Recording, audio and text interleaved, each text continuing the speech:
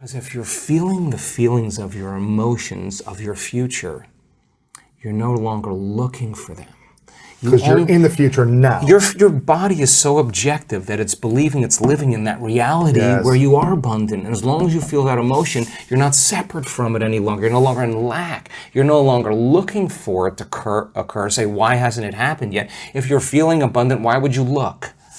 Right? You wouldn't. So then our job then is to be able to maintain that modified state of mind and body. So, okay. So does that mean like you should check your bank account tomorrow and see if there's $500,000 in it? No. You keep tuning into that potential, and then here come the synchronicities. Yes. What's that? That's feedback in your environment. The universe saying, hey, Lewis, whatever you're doing, all of a sudden, we are starting to create, right? And I think it's so important for people to remember that they're the creators of their lives instead of the victim of their lives, right? So the victim is saying, I'm feeling this way because that person or that circumstance or I don't have any money is causing me to feel this way. That's my relationship with money. What that really means is I'm using my lack to reaffirm my dependency, my addiction, my conditioning. That's my relationship with money, is that I put my attention on money because I don't have it. So the relationship with money is, of course, built on lack. And the stronger the emotion we have to our lack, the more we put our attention on the fact that we don't have it, right? And so then the person has forgotten that they're creating reality because what they're creating is lack. And they're creating more of it.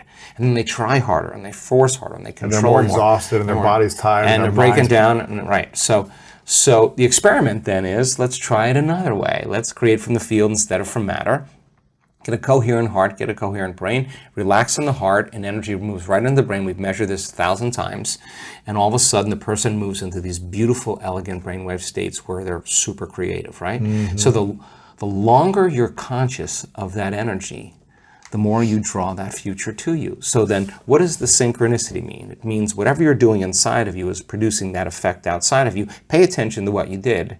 Keep and doing do more it again. Yeah. So generate a little bit more abundance. Just do it for an experiment. Now, when the synchronicity happens, do you think you feel suffering or do you think you feel a little excitement?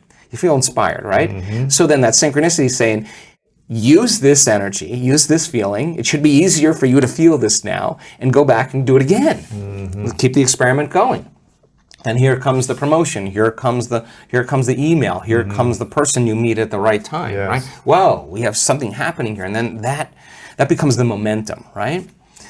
95% of who we are is on autopilot. Right? It's a programmed thoughts, hardwired thoughts, beliefs, perceptions, unconscious habits and behaviors, and really, really emotional responses that tend to be really knee-jerk and automatic. Right? So, if 95% of who we are is a set of unconscious programs, then the first step to change is becoming conscious of those unconscious thoughts. Now, people think when they sit down to do the work and make their change that they're doing something wrong. No, those thoughts have to come up. I'm not worthy, it's never going to work.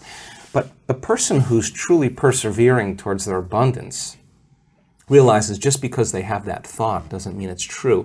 They're curious on what's on the other side of that thought. Well, that's just a thought, right? And nerve cells that no longer fire together no longer wire together. So you keep moving past that thought, it has less and less power over you, right?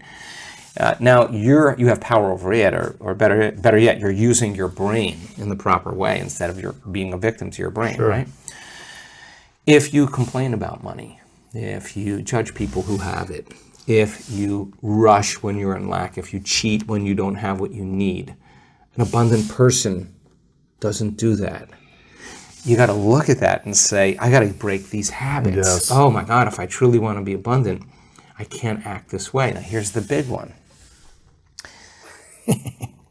If I truly want to be a new personality that's in a new personal reality, I can't take lack with me. I can't take unworthiness. I can't take the story that goes along with it with my parents or my grandparents or my ex or whatever. That story has to end, right? I mean, if not now, when, right? How do people end those stories? Well, of course. Well, how many times do we have to forget until we stop forgetting and start remembering? Right. That's the game, right? That's the game called change. How many times do we have to go unconscious and default to that old personality when we catch ourselves and stop doing that and get conscious? That's the moment of change.